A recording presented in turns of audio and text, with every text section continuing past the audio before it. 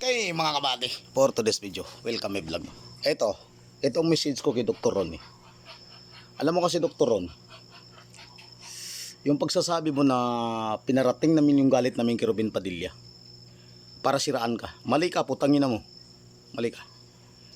Ikaw kasi yung nag-una manira ng Muslim, di ba?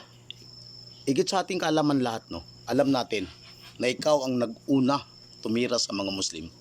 Kasi alam mo kasi Dr. Ron, guys, pakishare ang video natin para makita ni Dr. Ron, no?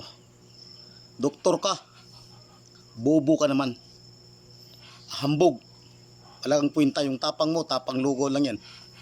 Para masabi ko sa'yo, matapang ka lang sa social media. I-PM mo ako, saan tayo makita?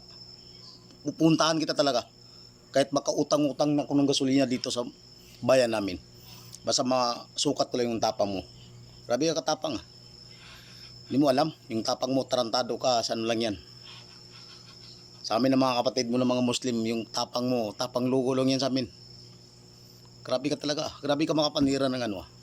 Kasi alam mo kasi kabady, alam mo kasi Dr. Ron, yung pag-uugali mo, mas masahol ka pa sa demonyong aso. Totoo lang. Ito masabi ko sa'yo, matagal na ako nagtitimpi sa iyo eh. Hindi ko gusto magmura. Pero grabe ka. Ingatan mo talaga mag-cross ang landas natin. Ubusin ko yung ngipin mo. Pangako yan. Ubusin ko talaga ang ngipin mo. Matapos mong siraan yung mga Muslim, matapos mo kami palayasin dito sa Pilipinas, ang kapalang mukha mo ah.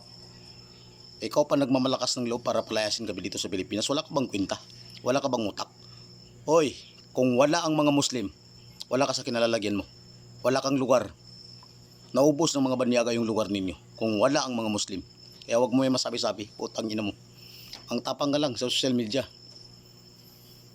Ako, ingatan mo talaga mag-cross ang landas natin. Kay makakatikim ka talaga sa akin. Totoo lang. Makakatikim ka talaga sa akin. Kahit ikamatay ko pa, makakatikim ka talaga sa akin. Putang inang to. Ikaw na nga unang tumira sa amin ng mga Muslim. Nananahimik kami dito. Kaya nagiging demonyo kami dahil sa tarantado ka. Kasi, alam mo kasi, Dr. Ron, yung tapang mo, wag mong i-live sa social media. Yung content mo, wag mong isali yung pangalan ng Muslim sa content mo. Kaya hindi maganda. Bakit kami ba ng mga kapatid nyo ng mga Muslim? May nakita nyo ba? Kami naggawa kami ng content. Lahat ng kasama ng Kristiyano, linalagay namin sa mga content namin. Wala. Putangin mo, tarantado ka. Yung tapang mo, tapang logo lang yan sa amin.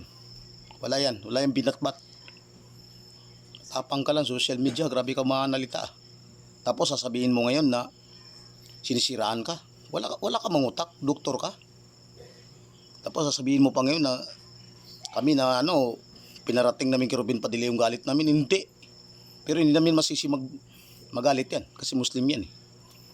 Kaya ikaw, basta ingatan mo talaga, ito na masabi ko sa'yo. Ingatan mo talaga mag-cross ang landas natin. Kahit ikamatay ko pa, kahit makulong pa ako, ubusin ko talaga ngipin mo. Pangako yan. Bibi akong gingo talaga yung yung uso mo.